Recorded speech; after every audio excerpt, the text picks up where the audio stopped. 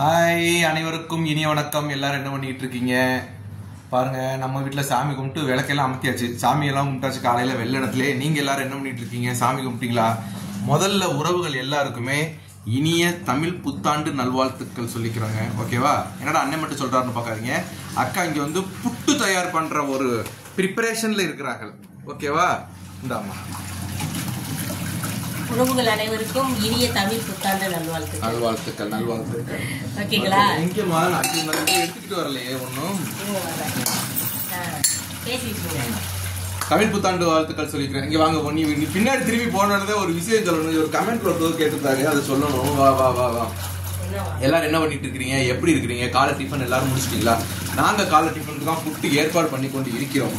மத்தியானம் வந்து இன்னைக்கு நம்ம சேச்சி வீட்டுல தான் சாப்பிட போறோம். அதனால மத்தியானத்துக்கு நான் சமைக்கல. இன்னைக்கு எனக்கு அதுவும் இல்லாம உடம்பு சரியில்லை. சித்திரை ஒண்ணு அதுவும் உடம்பு சரியில்லை அப்படின்னு சொல்றேன்னு சொல்லாதீங்க. சொல்லக்கூடாதுன்னு நினைச்சேன். ஆமா, ஏன் முகம் இப்படி வெள்ளை அடிச்ச மாதிரி இருக்கு?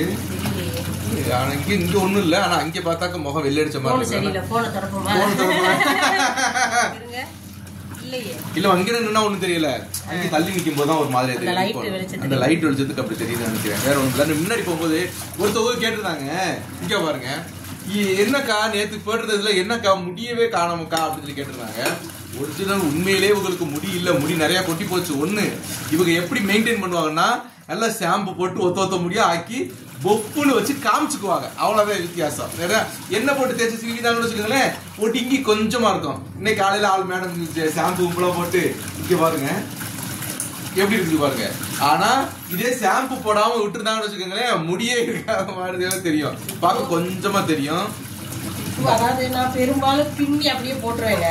இருமா, அந்த வாஷிங் மிஷின் ஆஃப் பண்ணிக்கிறேன். நான் பெரும்பாலும் அப்படியே பின்னி விட்டுருவேன். ஆனா இன்னைக்கு பின்னி விடல. சரி, எண்ணெய் தேய்ச்சிட்டுருவேங்க. நான் எனக்கு எண்ணெய் தேய்ச்சாத்தையும் பிடிக்கும். இப்பவுமே மேல ஷாம்பு போட்டிருந்தாலும் எண்ணெயை தேய்ச்சி வச்சு சிரிக்க லைட்டா. ஏன் மெதுவா பேசுறேன்? சவுண்டா பேசு. சவுண்டா தான் பேசுறேன்.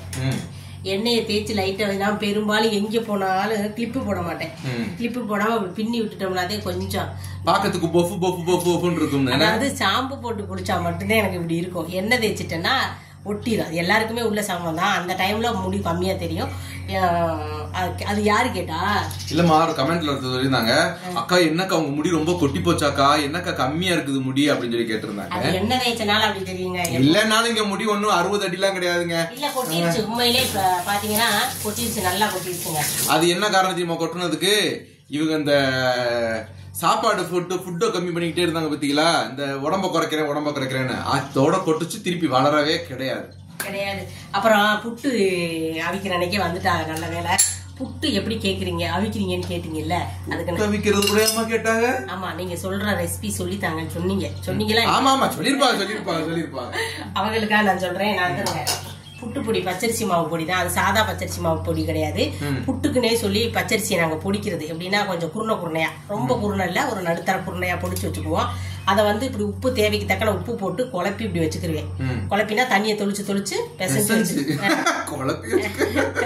பிசைஞ்சு வச்சுக்கிறேன்னு வச்சுக்கோங்க. இதை வந்து இன்னும் இது வரன்னு இருக்கு. அப்ப இப்படி வச்சோம்னா கொஞ்சம் தொண்டையை கட்டும், சாஃப்ட் இருக்காது. மறுபடியும் தண்ணியை தொளிச்சு ஒரு பிசைஞ்சு இதுக்குள்ள எடுத்து வைப்பேங்க. கறி ஊத்தி குழம்பு ஊத்தி சாப்பிடறதுனால நான் தேங்காய் பூ போட போறது கிடையாது. பழம் ஊத்தி சாப்பிட்டா தேங்காய் பூ போட்டு அரிசி மாவு இந்த மாவு கொஞ்சம் போட்டு மறுபடியும் தேங்காய் போட்டு இந்த மாவு கொஞ்சம் போட்டு போடுவேன். இன்னைக்கு நான் தேங்காய் போடல. ஏன்னா நானும் முத்தும் டீ குடிச்சிட்டோம். வெறும் டீயும் ரஸ்கை வச்சு குடிச்சிட்டோம். பசங்களுக்கு காலையில எழுந்திரிச்சு மத்தியானமா இங்க சாப்பிட போறதுனால மத்தியத்துக்கு சாப்பாடு சாதங்கிறது எதுவுமே வைக்கல.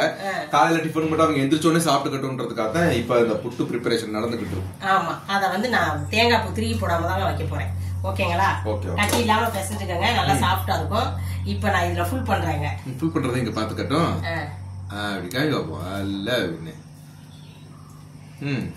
இப்படி ஃபுல் பண்ணிக்கங்க. தண்ணிய கொதிக்க வச்சுட்டு அந்த இதுக்குள்ள நாங்க இறக்கி வச்சிருவோம். நம்ம இட்லி பாத்திரத்துல வேக வைக்கிறவங்க இட்லி பாத்திரத்துல வேக வச்சுக்கோங்க. இந்த மாதிரி புட்டு குத்தியில வேக வைக்கிறவங்க புட்டு குத்தியில வேக வச்சுக்கோங்க. ஓகேங்களா? ஆனா இப்ப பெரும்பாலும் நிறைய பேர் முன்னாடி எல்லாம் நம்ம இப்ப புட்டு குத்தி அது இதுன்னு சொல்றாங்க. எங்க அம்மா என்ன பண்ணுவாங்கன்னா, இந்த மாதிரி செஞ்சு வச்சுக்கிட்டு இட்லி பாத்திரத்துல அள்ளி வச்சு மூடி வச்சுட்டு எடுத்து ஆவிக்கு ஏத்திட்டு கொடுத்தாங்கன்னா, அள்ளி வச்சு ஜீனியை போட்டு தேங்காய் பூ திருப்பி போட்டு கலந்து கொடுத்துட்டாங்கன்னாக்க ஸ்கூல் விட்டு வந்ததோட உட்காந்து அவங்க வாட்டுக்கு காலை நீட்டிக்கிட்டு இப்படி தின்னுகிட்டே உட்காந்துருப்போம். அப்பெல்லாம் எப்படி தெரியுமாங்க, சாயந்தரம் வரும்போது இப்பதாங்க கட்லெட்டு, அது இது சிக்கன் ரோல், அப்புறம் சாண்ட்விச், பர்கரு அப்படி இப்படின்னு வாங்கி வச்சிருக்காங்க. ஆனா கொஞ்ச நேரம் அமத்துமா புதுசு சவுண்ட் கேட்டு இருக்கு, அப்படி வாங்கி வச்சிடறாங்க பிள்ளைகளுக்கு. பிள்ளைய கேட்டாலும் முட்டை பப்ஸ் என்ன, நம்ம ஊர் நான்லாம் சின்ன பிள்ளைய இருக்கும் முட்டை பப்ஸையும் தின்னது இல்ல, சட்டை பப்ஸையும் தின்னது கிடையாது. நாங்க என்ன சாப்பிட்டுருக்கோம் தெரியுமா, சாயந்தரம் ஸ்கூல் விட்டு வந்ததோட எங்க அம்மா வச்சிருக்காது அவியரிசி வச்சிருப்பாங்க. அரிசி அவிச்சு, அரிசி அந்த வெள்ளம் போட்டு அவியரிசின்னு சொல்லுவோம் தெரியுமா, அது தெரியும் நினைக்கிறவங்க எல்லாத்துக்கும். அந்த மாதிரி அவியரிசி தேங்காய் பிள்ளை சின்ன சின்னதா நறுக்கி போட்டு வச்சிருப்பாங்க சாயந்தரம் வரும்போது சாப்பிட்றதுக்கு. புட்டு வச்சிருப்பாங்க சாயந்தரம் வரும்போது. கொலக்கட்டை பிடிச்சு வச்சிருப்பாங்க. அந்த கொலக்கட்டை பிடி கொலக்கட்டை பிடி கொலக்கட்டை பிடிச்சு வேக வச்சு வச்சிருந்திருப்பாங்க. இந்த மாதிரி ஐட்டம்ஸ் தான் எங்க வீட்டுல நிறைய ஸ்நாக்ஸ்ன்னு வரும்போது சாப்பிட்டுருக்கேன். பெரும்பாலும் ஸ்நாக்ஸ் சாப்பிட மாட்டோம், அதவா ஸ்நாக்ஸ்ன்னு சாப்பிட்டா சாயந்தர நேரத்துல இதைத்தாங்க சாப்பிடுவோம். இல்லாட்டி குழம்புக்கு வைக்கும் போது நாங்க 5 பேர் பிள்ளைங்க இருப்போமா சின்ன பிள்ளைல. அப்ப எங்க வீட்டுல எல்லாம் 1/4 கிலோ வாங்கினா தான் கரெக்டா இருக்கும். 1/4 கிலோ வாங்கி அப்படியே சுண்டக்கடலையா இருந்தாலும் என்ன வந்தாலும் 1/4 கிலோ அப்படியே போடுறோம். அந்த 1/4 கிலோ அப்படியே போட்டு அது வெந்த உடனே கொஞ்சோண்டு அந்த உப்பு போட்டு வேக வச்சிருப்பாங்க. அதுல கொஞ்சம் தள்ளி வச்சு ஆளுக்கு 2 எடுத்து கிண்ணத்துல போட்டு எங்களுக்கு கொடுத்துருவாங்க. மிச்சத்தை தான் குழம்பு வைப்பாங்க. இல்லையா நீங்க இந்த பக்கம் வாங்க, எனக்கு என்னமோ வெள்ளை அடிச்ச மாதிரி நீங்க சொல்லணும் தெரியுது. நான் அந்த பத்தியலா இதுல இருந்து என்ன தெரியுது, என்ன தெரியுது, என் முகத்துல வெள்ளை அடிக்கல, வெள்ளை அடிக்கிறது அல்ல. இருந்தாலும் நான் எந்த பக்கம் இருந்தாலும் அழகா தான் இருப்பேன், அதுல என்ன காரியம் இல்லைன்னாலும் நீ அழகுதான். நான் அதை சொல்ல, எனக்கு வெள்ளை அடிச்ச மாதிரி தெரியும் கொஞ்சம். நானும் என்ன இப்படி ஏன் வெள்ளை அடிச்ச மாதிரி தெரியுதுன்னு யோசிக்க ஆரம்பிச்சேன். இப்போ ஆனா உங்களுக்கு இல்ல, ஏன்னா உங்க ஹைட் வந்து லைட்டை விட ஹைட் தனியா தெரியுது. இன்னும் கொஞ்சம் வைங்க. ஆனா என்ன கண்டாங்க தெரியல, எனக்கு மட்டும் ஏன் வெள்ளை அடிக்குதுன்னு தெரியல. சரி ஓகே, அது உனக்கு மட்டும் தான் இப்படி வெள்ளை அடிக்குது, அடிச்சுட்டு போகுது. சரி எல்லாரும் என்ன பண்ணிட்டு இருக்கிறீங்க? இன்னைக்கு விசுவாயிட்டு காலையிலே நிறைய பேர் கேட்டிருந்தீங்க என்னன்னா சோகமான வீடியோ விட்டு இருக்கிறீங்க அப்படின்னு கேட்டிருந்தீங்க. அதாவது நம்ம காமெடி எடுத்துட்டோம். அதாவது காமெடி வீடியோ அப்படின்றது மட்டும் இல்லாம சாந்தாவின் நடிப்பு திறமை நம்ம காட்டணும் இல்லையா? சாந்தாவோட நடிப்பு திறமை எல்லாருக்குமே தெரியும். இருந்தாலும் சிரிக்க வச்சுக்கிட்டு இருக்கிற சாந்தாவாலையும் அந்த ஒரு சோகமான காட்சிகளிலும் நடிக்க முடியும் அப்படின்றத காட்டணும்னு நான் நினைச்சேன். அதனாலதான் அந்த நான் வீடியோ எடுத்தேன். நான் அதெல்லாம் கேட்கலங்க, அவங்க கேட்கல, நான் நினைச்சேன். நமக்கு இந்த சோகத்துக்கெல்லாம் செட் ஆகாது. இல்ல ஆனா இந்த சோகத்தை எடுக்கிறதுக்குள்ளே நமக்கு சோகத்துக்கு செட்டே ஆகாது. சாந்தாலும் நாங்க 2 பேரும் சிரிச்ச சிரிப்பு எக்கச்சக்கம் இருக்குது. இது அந்த எப்படி இவர் கேக்குறாரு, என்னடி அட்ட செகண்ட்ல அழுதுட்டு அட்ட செகண்ட்ல இருந்து சிரிக்கிற அப்படின்னு சொல்லி கேட்டாரு. அது வந்து வீடியோக்காக எடுத்த அது சிரிப்புன்றது வந்து சிரிக்க இவங்களா சிரிக்கல, இவங்க பேசுற அந்த நம்ம சோகம் ஒரு டயலாக் சொன்னோம், அந்த டயலாகோட சேர்த்து இவங்க அதை முடிக்கிறதுக்குள்ள எதையாச்சும் ஒரு டைமிங் ஜோக் மாதிரி ஒன்று போட்டுறாங்களா, 2 பேருமே சிரிச்சிருவோம். அந்த ஒரு சிரிக்கிறதுனால அந்த நிறைய டேக் வந்துச்சு. டேக்குனா வந்து சிரிச்சுட்டு ஐயோ அழுது கண்ணு நன்னெல்லாம் வீங்கி போச்சு, ஒரு நாள் முடிச்சு விடும்.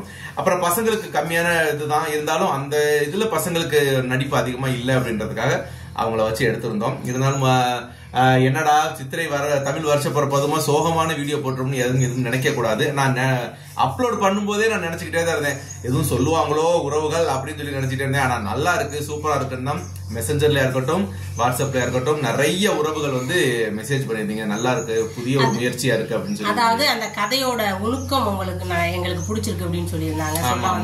அதாவது கதை நான் லாஸ்ட்ல தான் சொல்லியிருந்தேன், கதையை நான் வாழ்ந்து கட்ட குடும்பம்ன்றது வந்து ஒரு டைட்டிலா இருந்தாலும் அந்த கதையினுடைய அர்த்தம் என்னன்னு பாத்தீங்கன்னா, எந்த விஷயமா இருந்தாலும் எவ்வளவு பெரிய பிரச்சனையா இருந்தாலும் அதுக்கு மரணம் அதாவது தற்கொலையோ சாவோ ஒரு காரணம், அதாவது ஒரு தீர்வு கிடையாது அப்படின்றதான் அதோட உள்கருத்தா நாங்க சொல்லியிருந்தோம். உண்மைதான்.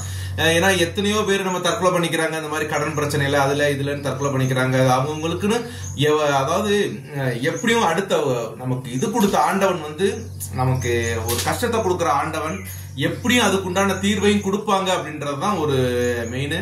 ஆண்டவனே கொடுக்கலனாலும் நம்ம கை ஊண்டி நம்ம கரணம் பாயணுங்க. கண்டிப்பா நம்ம அடுத்த கட்ட முடிவுல இப்ப கஷ்டப்பட்டுக்கிட்டே இருக்கிறோம், அதை நினைச்சுக்கிட்டே உட்காராம கஷ்டத்தை தாண்டி அடுத்த வேலை என்னன்றதை பார்த்து நம்ம போய்கிட்டு இருந்தோம்னா அடுத்து நமக்கு இருக்கிறது சந்தோஷமா தான் இருக்கும் கண்டிப்பா.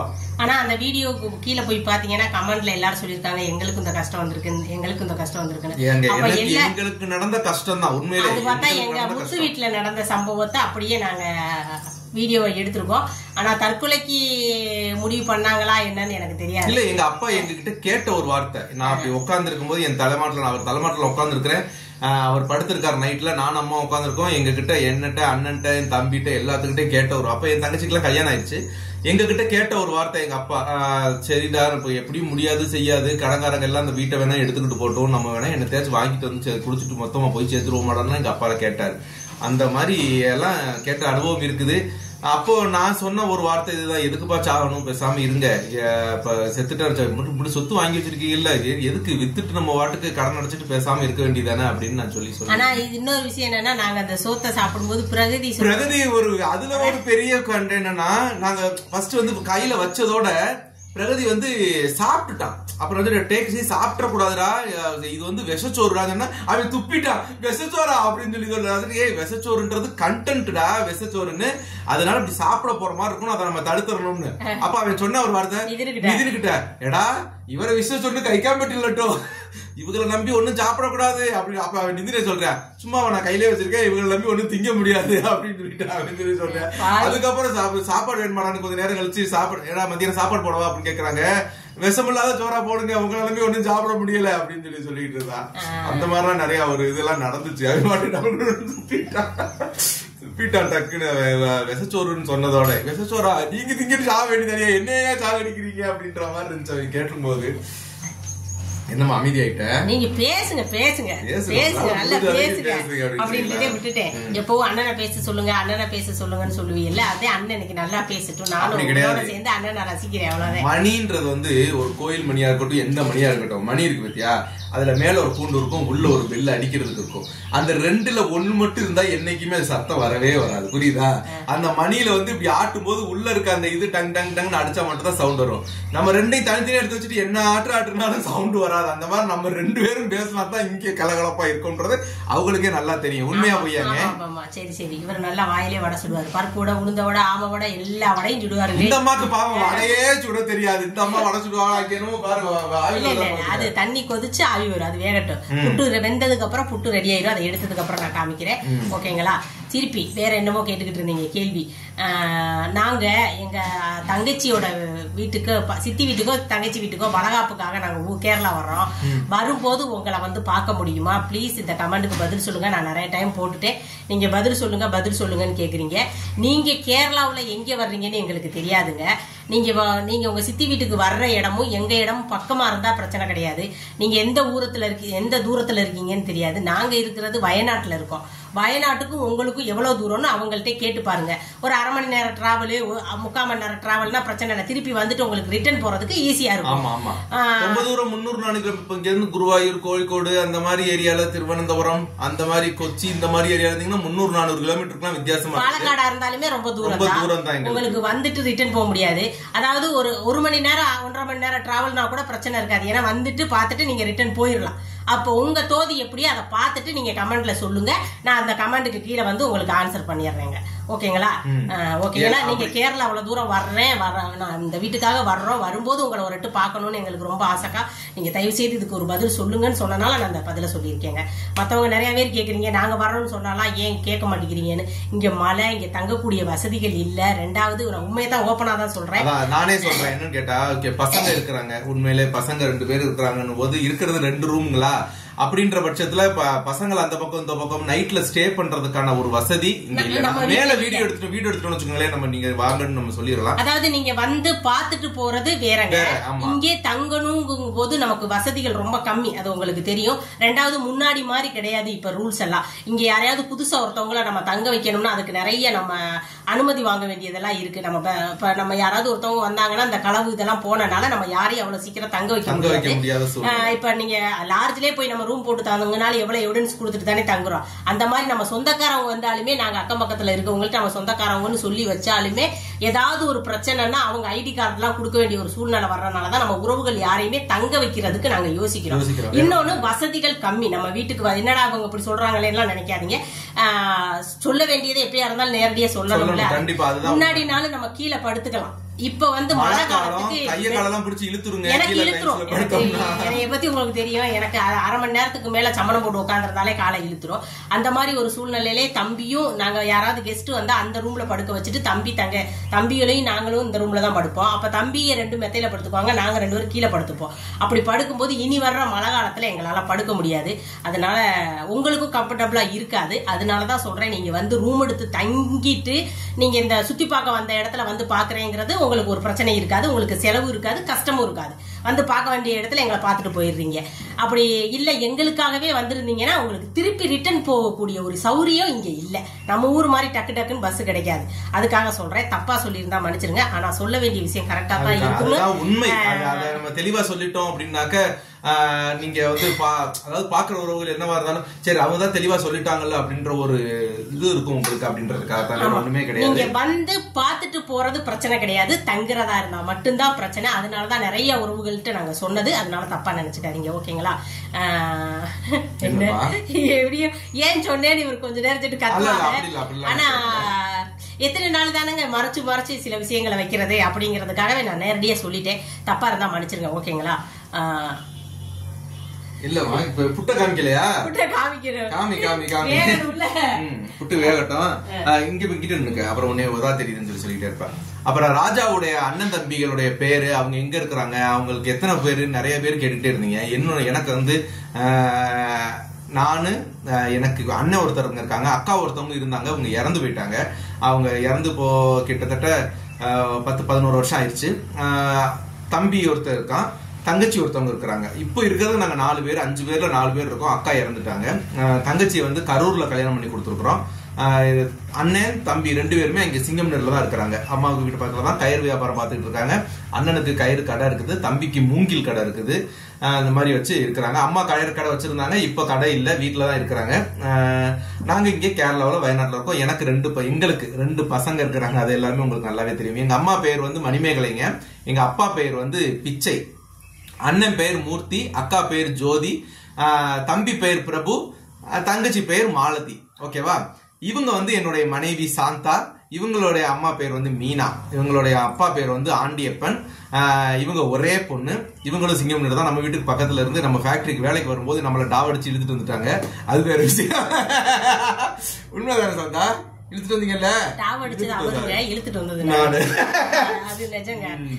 இழுத்துட்டு வந்துட்டோம். 2 பேரும் இங்க வந்தோம். வந்து இப்ப 18 வருஷம் ஆகி போச்சுங்க. 19 வருஷம் நடக்குது. ரொம்ப ஜாலியா இருக்கும், ரொம்ப சந்தோஷமா இருக்கிறோம். உறவுகளாகிய நீங்களும் இந்த வருஷம் தமிழ் புத்தாண்டு புது வருஷம் பிறக்குது. என்னைக்குமே இது கடந்த வருஷம் கடந்ததாகவே இருக்கட்டும்.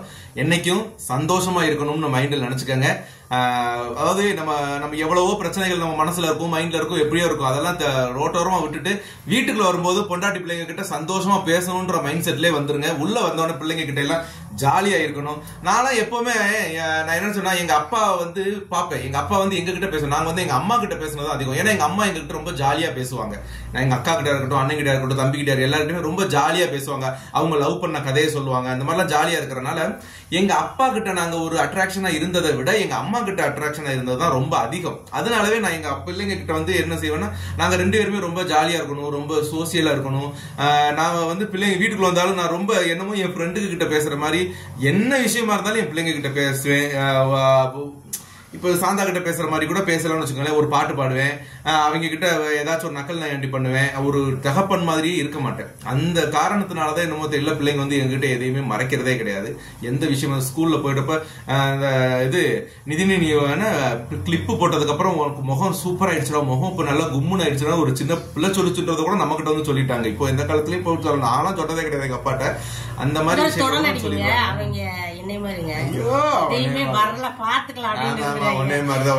அப்படின்னு இல்ல, ஒரு பயம் இல்லாம பிள்ளைங்களை வளர்க்கணும்ன்றதுதான் என்னுடைய ஒரு தாட். பிள்ளைங்களுக்கு வந்து பெத்தவங்களை பார்த்தா மரியாதை வரணும், பயம் வரக்கூடாது அப்படின்றதுலதான் நான் ரொம்ப கேர்வா இருப்பேன் என்னைக்குமே. அதனாலவே அவங்களுக்கு என்ன தேவைகள் என்ன ஏதுன்றதை அவங்களை கேட்டு கேட்டு கேட்டு கேட்டு தான் நாங்க செஞ்சுக்கிட்டு இருக்கிறோம். ஓகேவா? அந்த மாதிரி நம்ம பிள்ளைங்கள் என்னைக்கும் பயம் இல்லாம வளர்க்கணும். இந்த வருடம் எல்லாருக்கும் சந்தோஷமான வருடமா இருக்கணும்னு நாங்களும் அந்த ஆண்டாண்டு வேண்டிக்கிறோம். எங்களுக்கும் சந்தோஷமான வருடமா இருக்கணும்னு நீங்களும் வேண்டிக்கிறோம். ஓகேவா? ஓகே. நீ புட்ட காமிமா எம்புட்டு நேரமா நீ ஜப்பா இழுக்கணும். ஆயத்துல யோ இந்த புட்டு வேகிறதுக்காக நீ பாட்டுக்கு ஜப்பா இழுக்காதையா அப்படின்னு அவங்களே சொல்லிடுவாங்க. இப்ப புரியுதா? அப்படி அப்புறம் நிறைய பேர் கேட்டீங்க அக்கா. இந்த நிறைய பேருன்ற வார்த்தை எல்லா வீடியோலயும் வருது. அந்த நிறைய பேர் யாரு கேட்டாங்கன்றது என்ன கமெண்ட் தெரிய மாட்டேங்குது. அந்த கமெண்ட வந்து எடுத்து இப்படி மேல போட்டு காமிக்கிறாங்க பாத்தீங்களா, அந்த மாதிரி தெரிய மாட்டேங்குது. அப்படி தெரிஞ்சிச்சுன்னா கண்டிப்பா நான் எடுத்து கமெண்ட்டுக்கு மேல கமெண்ட போட்டு காமிச்சு இவங்க கேட்டிருக்காங்கிறத நான் போட்டுருவேன். அப்படி சொல்லணுமா? நானு நிறைய பேரு கமெண்ட்ல கேட்டிருக்காங்க அப்படின்னு தானே மேக்ஸிமம் சொல்லுவாங்க. அப்படி இப்போ ஒரு क्वेश्चन கேட்டாங்கன்னா அத 2-3 பேர் லைக் பண்ணுவாங்க. ஒரு போல் தான் ஒரு கொஸ்டின் கேட்டாங்கன்னா அது 2-3 பேர் லைக் பண்ணுவாங்கல்ல, அதை வச்சு நான் சொல்றேன். அப்ப அவங்களுக்கும் அந்த கொஸ்டினுக்கான ஆன்சர் சொல்லுங்கிறது தான் அர்த்தம். அதுக்காக நான் சொல்லுவேன், புரியுங்களா? அதான் நிறைய பேர்னு உச்சரிச்சேன். இன்னொரு இது போதுமா? திருப்பி காமிங்க. திருப்பி காமிக்கவா? நல்லா வந்துச்சுன்னா பாருங்க, உடஞ்சு போச்சுனாக்கு அக்கா புட்டு இப்படிதான் இருக்கும்னு நினைச்சுக்கோங்க. பண்ண முடியாது. காரணம் என்னன்னு கேட்டீங்கன்னா, என்ன உடஞ்சுதான் போகுது. வேகறதுக்குள்ள இந்த மனுஷன் கேட்கறாரான்னு என்னைய தான் சுட்டு வைக்க போறாங்க. கண்டிப்பா பாத்துக்கோங்க. புட்டெல்லாம் அவ்வளவு சீக்கிரம் உடையாது. ஓகேவா? புட்டு எவ்வளவு ஆவி பறக்கும் புட்டு பாத்தீங்களா? எடுத்து மேல எடுத்து காமிச்சிருமா. நான் உருட்டி விட்டுற கூடாது. பாத்தீங்களா? ஆவி பறக்கிற புட்டு ரெடி. காலையில சோகமான வீடியோ இருந்தாலும் இப்ப கொஞ்சம் ஜாலியா அரட்டை அடிச்ச வீடியோ விட்டுருப்போம்ன்ற நம்பிக்கை எங்களுக்கு இருக்குது. ஓகேவா? அப்புறம் நிறைய பேர் கேட்டிருந்தீங்க, ஐப்ரோ செயற்கையான்னு. சத்தியமா எனக்கு ஐப்ரோ எல்லாம் செயற்கை கிடையாது, இயற்கை தான். அது உங்களுக்கு அப்படி தோணுது. முன்னாடி வந்து நான் நடுவை கேப்பு விட்டு எடுத்திருந்தேன். கொஞ்சம் வருஷத்துகளுக்கு முன்னாடி நடுக்க நிறைய கேப்பு விட்டுருவாங்க எடுக்கும்போது. இப்ப நான் என்ன செஞ்சுட்டேன்னா, எனக்கு நடுக்க நீங்க கேப்பு அதிகம் எடுக்க வேண்டாம், ஒரு ஸ்டிக்கர் போட்டு வைக்கிற அளவுக்கு மட்டும் கேப்பு போதுன்னு சொல்லி நான் ஒட்டை எடுக்க ஆரம்பிச்சதுக்கு அப்புறம் கொஞ்சம் லெவலா தெரிய ஆரம்பிச்சிருச்சு. இருந்தாலும் எனக்கு ஐப்ரோ சின்ன வயசுல இருந்தே கொஞ்சம் திக்னஸா தான் இருக்கும். அதுக்கு ஒரு சாட்சியும் எடுத்துக்காட்டு தான் அந்த இருக்காது பாருங்க. சரி, ஐப்ரோ நல்லா இருக்குன்னு 4 கமெண்ட் போட்டு விடுங்க. கழுத பிள்ளை ஆசைப்பட்டுக்கிட்டு இருக்குது. ஓகேவா? அப்படி சொல்லல, சும்மா தான் தானே. ஐப்ரோ என்னைக்குமே அவங்களுக்கு நான் பார்க்க ஆரம்பிச்ச நாள்ல இருந்தே அவங்களுக்கு ஐப்ரோ எல்லாமே சூப்பரா இருக்காங்க. அவங்க அம்மா அந்த காலத்து மனுஷியா இருந்தாலும் பார்லருக்கு போய் அந்த ஐப்ரோ எடுக்க வைக்க எல்லாம் அனுமதி கொடுத்துக்கிட்டு இருந்தாங்க. எங்க அம்மாவுக்கு தெரிஞ்சு நான் போனது கிடையாது, உண்மை சத்தியம். அப்படியா? உங்க அம்மாவை நல்லவங்க நான் நினைச்சுக்கிட்டு இருந்தேன். எங்க அம்மாவுக்கு தெரியல, எங்க அம்மாவுக்கு நான் ஐப்ரோ எடுக்க போனதெல்லாம் தெரியல. இல்லன்னா திட்டுவாங்க, கண்ணுக்கு மை போட்டாலும் திட்டுவாங்க. ஆனா நான் செய்வேன். எங்க அம்மா திட்டுனாலும் கண்டுக்காம அப்பப்ப திருப்பித்தனமா வீட்டை விட்டு கிளம்ப போது மை போட மாட்டேன், அங்கிட்டு போய் மை போட்டுக்கிட்டு போயிருவேன். ஏன்னா இவரை பாக்கணுமா, இவரு கண்ணுக்கு அழகா தெரியணுமா அப்படிங்கறதுக்காக. ஓகேவா? அப்பயே திருட்டு வேலை நிறைய பாத்திருக்கேன். இவருக்காக மட்டும்தான் திருட்டு வேலை பாத்திருக்கேன். இவரோட முடிச்சுக்கிட்டே அதை. ஓகேங்களா? சரி, ஓகே. மறுபடியும் சொல்லிக்கிறோம், எல்லாருக்கும் இனிய தமிழ் புத்தாண்டு நல்வாழ்த்துக்கள்ங்க. ஓகேங்க, பாருங்க, பார்த்து பத்திரமா இருங்க. பாய்.